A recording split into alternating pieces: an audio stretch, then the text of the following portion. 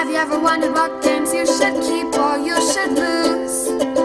Find out here at Purge Reviews. Set the game's going to be very easy. You're going to shuffle each deck of cards based on the numbers on the back. You're going to put your 1s, 3s, and 6s up here based on the number of players. Somebody will get the first player marker, and everybody will get a happy market that will start them out of the game.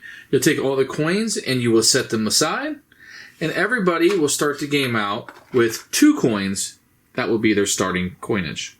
Now, if you were going to play with the variant for the expert bonuses, you would shuffle these up, and you would put 2 more than the number of players that are out. I'll come back to these, but just so you kind of know how to set them up, very easy to do.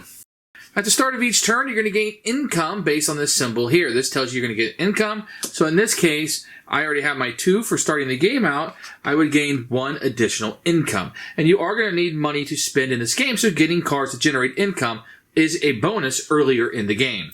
After everybody has received their income, the start player, whoever's first, may take one of the cards from the deck and simply discard it, setting it down here like that. That is an optional move that may be done by the first player. Then you can reveal up to 3 cards from any deck. So let's say I wanted to choose this deck. 1, 2, 3. Then I can purchase one of these buildings from the supply. You pay the account. So I wanted to buy this one. I give up 2 coins, and I'd be able to add the shoe shop to my city. You can see it costs 2 on there. Now the factory costs 1, and this one costs 1. I could purchase one of these residents, a house, apartment complex, or a high-rise. Or if I didn't want to take any of those, I needed some cash, I could, instead of buying, just take $1 from the supply. Now, if you're playing with the bonuses here, and you happen, like for example, this one says 1 yellow, 2 blue, 1 green, and 2 orange, you could take one of these cards, and then you'd be able to score points with that at the end. So that's how the bonus cards would work. And that's how a game will begin. So let's say I would have bought the shoe shop.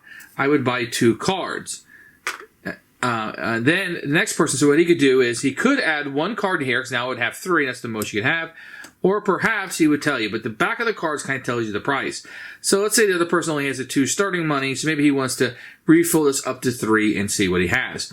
Now, when you're purchasing these, they're either going to have people on it, or they're going to have hearts. As you see here, this building might have hearts on it. At the end of the game, when somebody has built their 10th card, then you're going to take the number of hearts and multiply it by the number of people. So if this was my ending one, I would take 3 hearts times 2 people, and I would have 6 total points. Of course, my total would be larger as I have more than 2 cards, but that illustrates the example. So you want to just get hearts because then it won't have any multipliers, and you want to get just people for the same reason, but you want to get a mix, you can maximize that up. So that's how that's going to work. Whoever has the most points after multiplying the hearts and the amount of population is going to win the game.